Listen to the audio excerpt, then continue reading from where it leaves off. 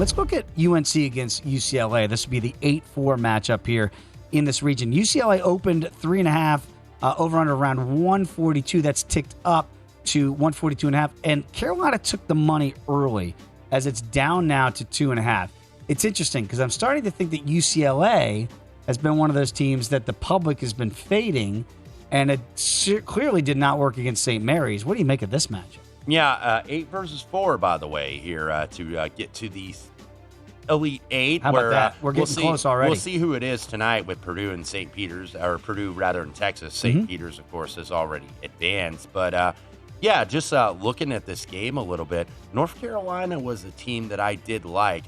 My bracket is trash, but I did put North Carolina actually through to the Elite 8. So I'm going to stick with that. This is a low-hanging fruit number, though, and we did see North Carolina – bettors bet what they see last sometimes in the NCAA tournament, and you can often play against that, and it, works, I think, more often than not. But right now you're seeing a little bit of 2.5 out there. I think at BetMGM 2.5, some 2s. Obviously, it's very early, so I wouldn't be surprised if this got to 3. I like North Carolina here in this spot. I think that they have the athleticism to get shots, and really, when I liked St. Mary's yesterday, you saw that St. Mary's kind of eventually got out-athleted. UCLA, I think, out-executed them. Randy Bennett's a very good game planner, very good schemer, one of the better ones in college basketball. And they just couldn't get a lot of open shots. UCLA really guarded them hard. They did. There were a lot of contested or basically off-balance shots from Tommy Kuhse and all those guys, those three-point shooters. Logan Jackson kind of kept them in the game, driving the basketball to the rim, a very tough cover. But UCLA got away, and meanwhile, North Carolina at one point got up 25 on Baylor.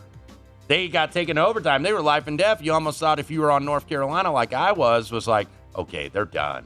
They're not. They're this is where underdogs go to die here in overtime. So, yeah, I like North Carolina. I'm going to wait on this, though, to see if I can get 3. I think some money's going to come in on UCLA. But I'm going to take Hubert and his guys, and I want to give Hubert Davis some credit. Yes. This is a guy that did make some good defensive adjustments later on in the season, because if you've watched North Carolina basketball over the years, you know that even under Roy Williams with his long and successful career, they've always been a little bit shaky on defense. Some years they have a good one, and then some years they don't. But I think what you've seen, North Carolina really struggled against the pick-and-roll, screen-and-roll defense, and you saw Hubert Davis didn't employ that drop coverage, which is like, when a guy comes off the ball screen, you want to drop and force him to shoot a mid-range shot instead of like getting right to the rim in a pick and roll. But he's hard hedging these screens. They still need to defend a little bit better off the ball, but I like North Carolina here if I can get some 3 or more. Get prepared for all the madness with daily best bet emails, plus full access to VEASAN through April 5th for only $19 at VEASAN.com/madness.